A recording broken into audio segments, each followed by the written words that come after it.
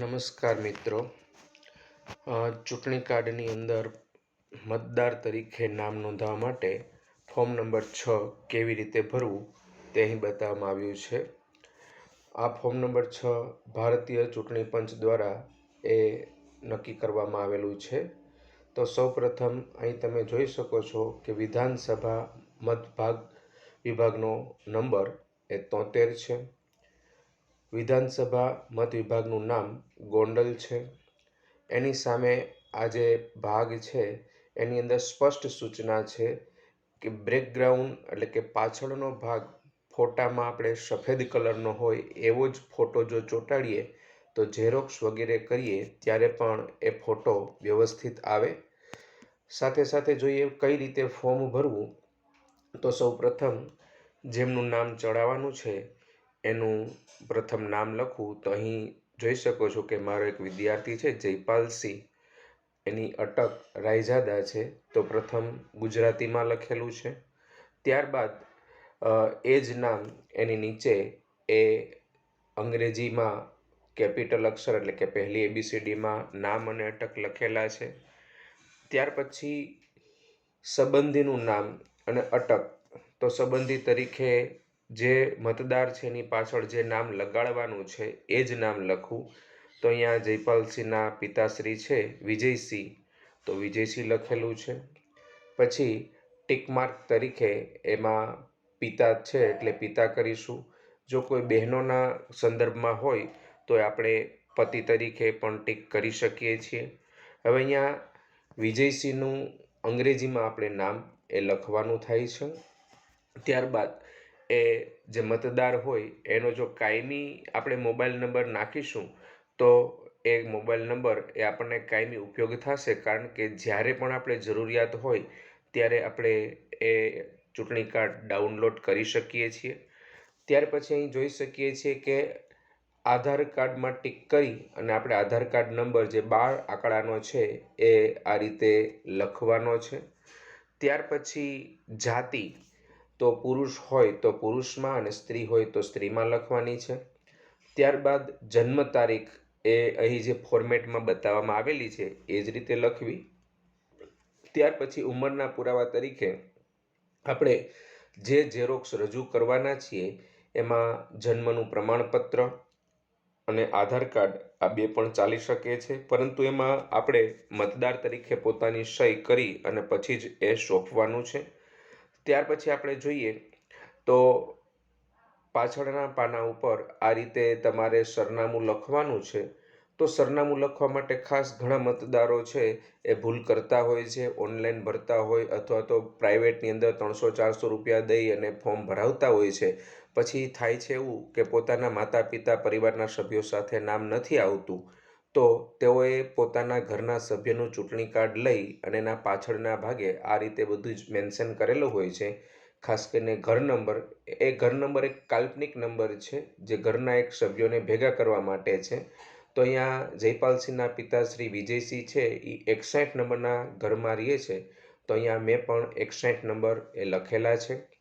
પછી શહેરી વિસ્તાર, સ્થળ, મહોલ્લો કે માર્ગ, તો મારા જે મત વિભાગની અંદર રૂપાવટીમાં કુલ 4 વિભાગ છે.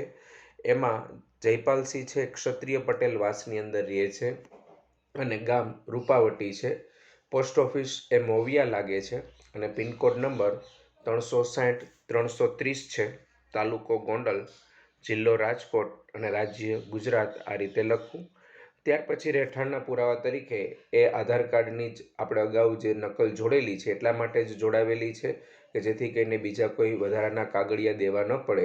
એટલે આગળ પાછળ એ આધાર કાર્ડની ઝેરોક્સ એ આપવી અને બંને બાજુ સહી કરવી. ત્યાર પછી જોઈએ તો સીધું આપણે 10મા નંબર ઉપર પહોંચી જઈશું. તો ત્યાં એ ઘરના કોઈ સભ્ય એટલે કે આપણે જયપાલસિંહ છે તો તેમના પિતાશ્રી છે રાયઝાદા વિજયસિંહ, તો એમનું નામ લખેલું છે. અરજદાર એટલે કે જયપાલસિંહ સાથે એમને પિતા પુત્રનો સંબંધ છે અને તેમના એ ચૂંટણી કાર્ડ નંબર અહીંયા લખેલા છે.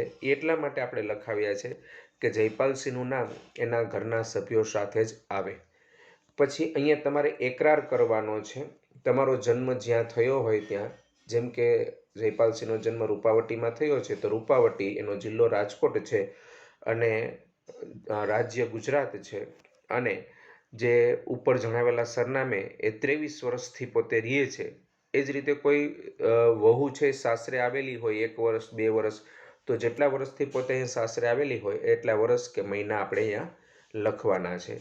એટલું કર્યા પછી જે દિવસે આપણે ફોર્મ ભરીએ છીએ તે દિવસની તારીખ અને સ્થળમાં એ આપણે જે તે ગામનું નામ, અહીંયા આપણે રૂપાવટીના મતદાર હોય તો રૂપાવટી લખીશું અને બાજુમાં એ આપણે સહી કરવાની છે.